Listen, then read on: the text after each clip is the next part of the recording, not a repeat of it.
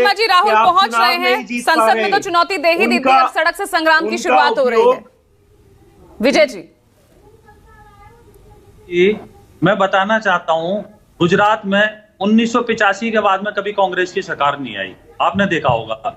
और 1985 तक भी सरकार इनकी कैसे चली थी, उसके अतीत में जाना होगा। खाम बनाया था इन्होंने, एक जातिवादी गठबंधन बनाया गया था, जो ये पूरे देश में जातिवाद का जहर घोलते हैं। उसका सबसे अच्छा और बढ़िया आपने वहां पे देखा होगा। उसके बाद में आपने देखा होगा 2017 में जो ये बोलते हैं कि हमारी 87 सीटें, वो भी आपने देखा होगा किस तरह से वहां एक आंदोलन खड़ा करने की कांग्रेस ने कोशिश की थी, जातिवादी, और आपस में जातियों को लड़ाने का इन्होंने काम किया था, घी डाला था उस आग के अंदर।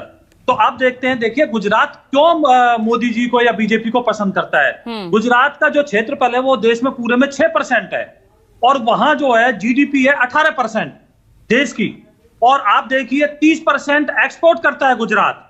वहां पे 100 फॉर्चून कंपनी है, और उसके बाद में आप ये देखेंगे कि जो एमएसएमई है वो इंडिया की सबसे ज्यादा वहां पे है। आप देखिए 1.27 लाख करोड़ जीडीपी थी, जो आज की डेट में बढ़ के 16.19 लाख करोड़ हो चुकी है। तो जो प्रजा है, जनता है, उसको क्या चाहिए? लॉ एंड ऑर्डर पे देखिए, गुजरात में सबसे कम क्राइम है वहां पे। ये दिल्ली की बात करते हैं आम आदमी के, इन्होंने तो केजरीवाल जी कहते थे कि हम यहाँ झील बनाएंगे, इन्होंने तो दिल्ली को ही झील बना दिया पूरा। और ये कहते हैं कि हम बात करेंगे। आप बताइए, कांग्रेस खुद कहती है कि हमने भ्रष्टाचार में हमने अंदर कराया केजरीवाल को, हमारी शिकायत पे हुआ। सुप्रिया के आप बयान पढ़ लीजिए।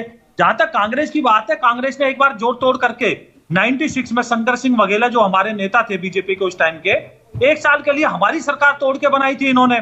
जो नहीं तो आप मुझे बताइए, वोट शेयर देखिए, हमारा 60% का आसपास तक पहुंचता है, 50% के आसपास हमारा घूम रहा है वोट शेयर जो है यहाँ पे।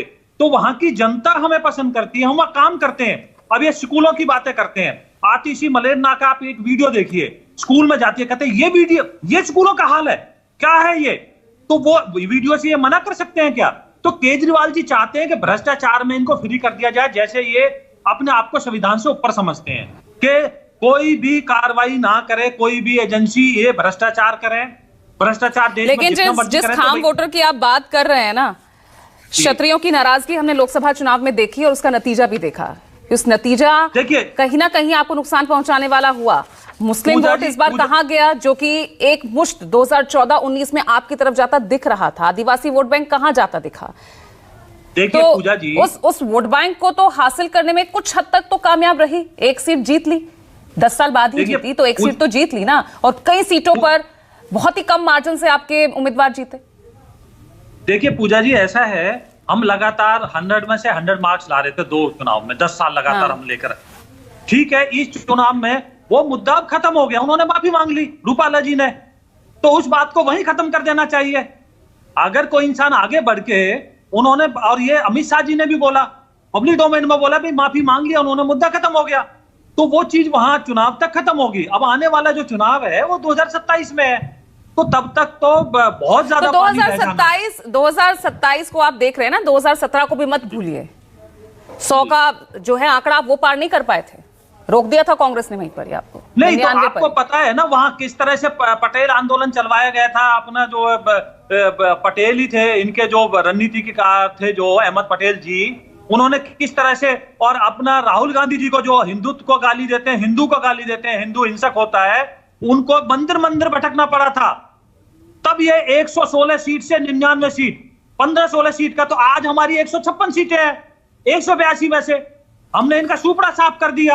ठीक है, आप मुझे बताइए कि ये सब कुछ करने के बाद इन्होंने जाति आंदोलन इस तरह से घरों में, दुकानों में, कारों में आग लगवाई, जानती आंदोलन खड़ा किया। राहुल जी मंदिर मंदिर गए, जिस भगवान को गाली देते थे, जो कहते थे मंदिरों में लड़कियां छेड़ी जाती हैं, वहां इन्हें नतमस्तक होना पड़ा। उसके बावजूद भी ये सरकार में नहीं आ पाए। तो इनका जो है वहां जनता समझ चुकी है, गुजरात की जनता बहुत समझदार है, बहुत ईमानदारी के साथ चलती है। वहां के व्यापारी वर्ग है, वो सब समझते हैं कि ये आगे तो वहां किस तरह का। ठीक है, भार्गव पारेख 2024